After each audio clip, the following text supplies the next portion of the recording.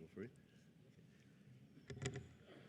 Ladies and gentlemen, honorable members of the Congress of the Philippines, His Excellency Ferdinand R. Marcos Jr., President of the Republic of the Philippines.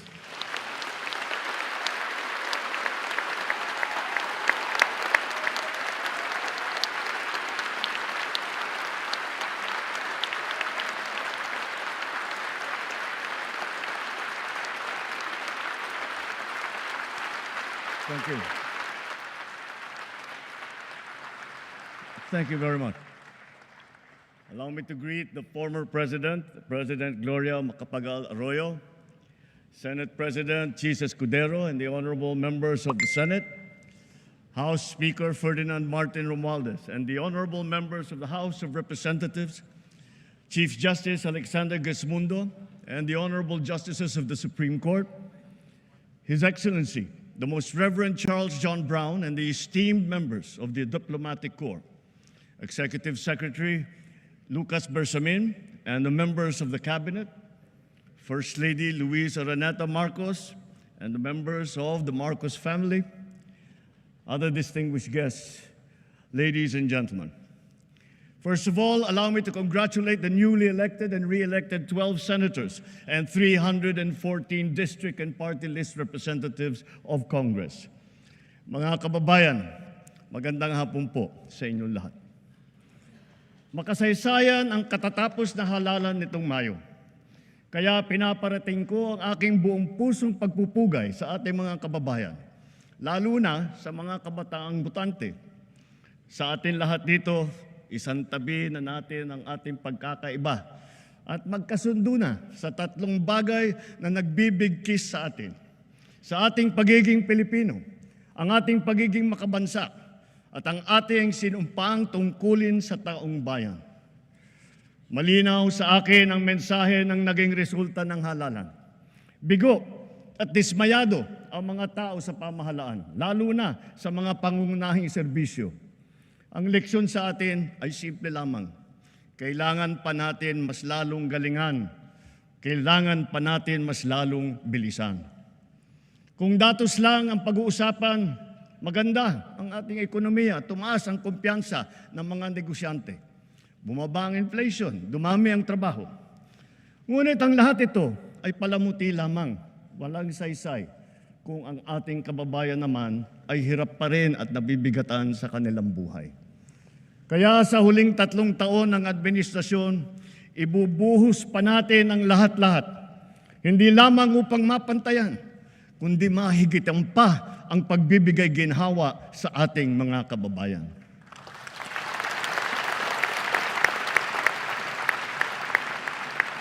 Hindi na ako magpapaligoy-ligoy pa. Maayos na hanap buhay talaga ang mabisang pantiyak laban sa kahirapan at laban sa gutom.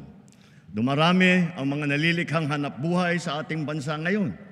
Magpupursige ang DOLE, DTI, DSWD, kasama pati ang DOT, at mga kaugnay na ahensya sa paghahanap ng paraan at ng mga oportunidad para sa natitirang 4% ng ating puwersang manggagawa na hanggang ngayon ay walang trabaho. Ipagpapatuloy natin ang pagbibigay ng puhunan sa mas marami pang negosyante para makapagsimula ng maliit na negosyo o micro-enterprise sa mababang interes at walang kolateral. Pati na rin ang kapital at proteksyon para sa mga yamang isip. At para sa mga tinataguyod natin mula sa kahirapan, patuloy tayong nagbibigay ng libreng training at puhunan para makapagtayo sila ng sariling negosyo. Hindi tayo titigil hanggang halos 2.5 milyon maralitang pamilya ay matutulungan natin na magkaroon ng kanilang sariling maliit na negosyo. Palalaguin natin ang mga industriya, mga pabrika ng sasakyan, hulmahan, electronics, biotechnology, pharmaceuticals, critical minerals, telang Pinoy, halal, construction, mga planta ng kuryente. Ngunit, nananawagan pa rin ako sa ating mga negosyante. Mamumuhunan kayo sa ating agrikultura. My single resounding message to the international business community is this: the Philippines is ready. invest in the Filipino. Our cavalcade of dependable and hardworking Filipinos, innately skilled, adaptable, and possessed with a heart for service are here, ready to work and to succeed with you. Sa mga nagtatanong kung nasa na ang 20 pesos na bigas, ito ang aking tugon. Napatunayan na natin na kaya na natin ang 20 pesos sa bawat kilo ng bigas nang hindi malulugi ang ating mga magsasaka.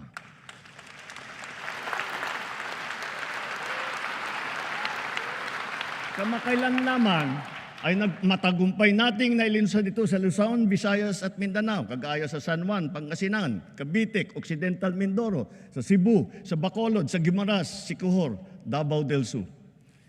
At dahil sa ilalaan nating 113 bilyong piso upang palakasin ang mga programa ng DA, ilulunsad na natin ito sa buong bansa sa pamamagitan ng daan-daang Kadiwa Store at Center sa iba't ibang lokal ng pamahalaan. Binabalaan ko ang mga trader na magtatangkang magmanipula ng presyo ng palay o ng bigas o manloloko ng mga magsasaka. Hahabulin namin kayo dahil ang trato namin sa inyong ginagawa ay tinuturing naming economic sabotage.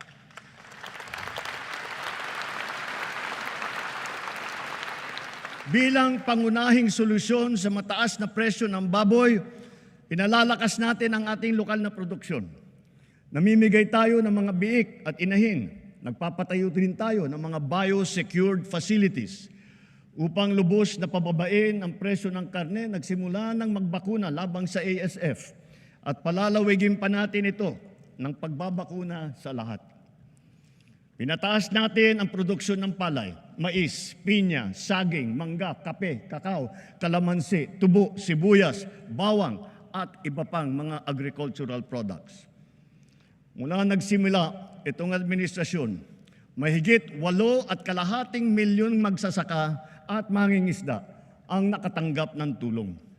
Lalo pa natin paiigtingin ang mga programa ng pamahalaan para mas marami pa ang matutulungan.